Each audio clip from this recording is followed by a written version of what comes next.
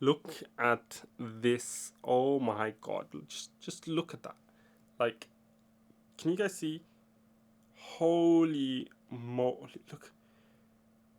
This is completely gone. Actually, the worst part and bent, that I don't know if that's showing, but look how bent that is. That filter, this filter is absolutely gone. This is the reason why you should always have some form of a filter on your camera. Story time. I was actually out by the beach on my previous trip to Swansea. Now, the reason I was in Swansea was for work, because my 9 to 5 means that I used to travel a lot. I've actually changed jobs now, so that's no longer the case, but that was my last kind of work trip that I was doing. Out to Swansea is where I was going to visit the hospital down there, and it was the end of the day, and I wanted to kind of explore Swansea and kind of visit the seaside and the beach a little bit, and Swansea Bay area, just take some photos, shoot some content, you know, the usual stuff that I would do as a content creator.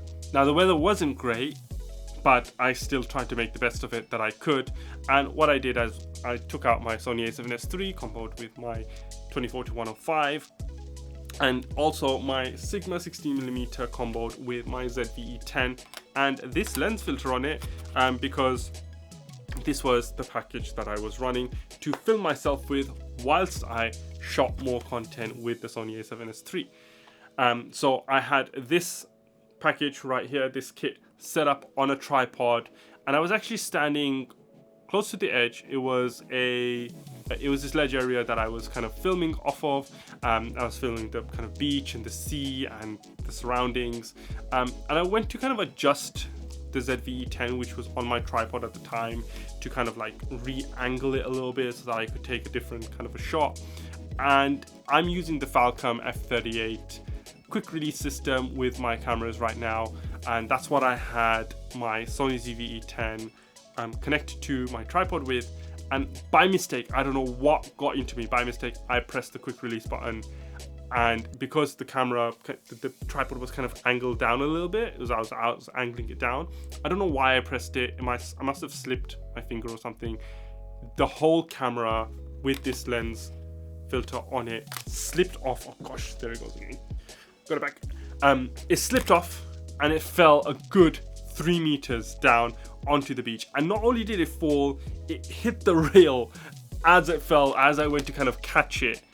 Luckily, this was already kind of strapped to me, so nothing happened to my Sony a7S III.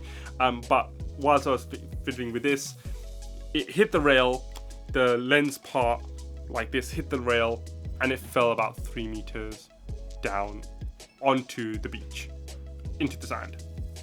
So the whole thing was covered in sand, and the whole thing was, this was just completely smashed in. The step-up ring that I had connected to it was also smashed in, and just now is completely unusable. So this has essentially become a keepsake, because I think it's outlasted most of the cameras that I've actually owned. I've had this for almost 2 years now, and since getting it, this has been the primary filter that I've used outside as my VND, because I just love how good this filter is. But alas, it is no more, so I'm gonna have to get a replacement for this. But guys, this is a learning curve for me as well, and for anybody else, I would really suggest that you do keep a filter of some sort on your camera, because if it wasn't for this filter, I'm pretty sure that this lens would have gotten the brunt of that damage. But this lens is absolutely fine, it works perfectly, everything with the camera and the lens are fine, there's no problems with it at all. I just gave it a little bit of a clean, dusted it off a bit, and everything works absolutely perfectly.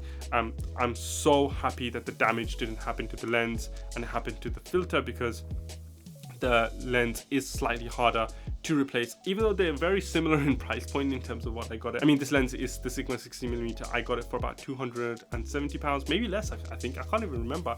And this thing goes for about £250. So, I mean, they're very similar in terms of pricing, but that's not the point. The point is, if this was a more expensive lens and that had happened to this, then maybe the same result would have happened, and the filter gets the brunt of it. So yeah, that's a filter down for me. Look at that. That looks horrible. Obviously, it's got my fingerprints and everything on it right now as well. But yeah, RIP Peter McKinnon X Polarpro VND Signature Edition Mark II. Loved using this thing, absolute dream to use it, but I'm gonna have to get it replaced now. I'm probably just gonna get another one of the same when I can afford it, when my next paycheck comes in or something like that. But yes, that's a lesson to everybody who uses cameras without filters. Always use a filter of some sort, even if it's just a UV filter. Maybe, just maybe, it will save your camera. Hope the video was useful to you guys. Hope it was entertaining in some way or another. Hope you enjoyed this little story time that I had there for you guys. And if you did, hit that subscribe button. Leave down in the comments below. Have you guys had an experience like this where your filter has taken the brunt of it and your camera lens has survived? And just tell me about it. I'd like to know. Leave it in the comments. Until next time, this is Kai24 signing out.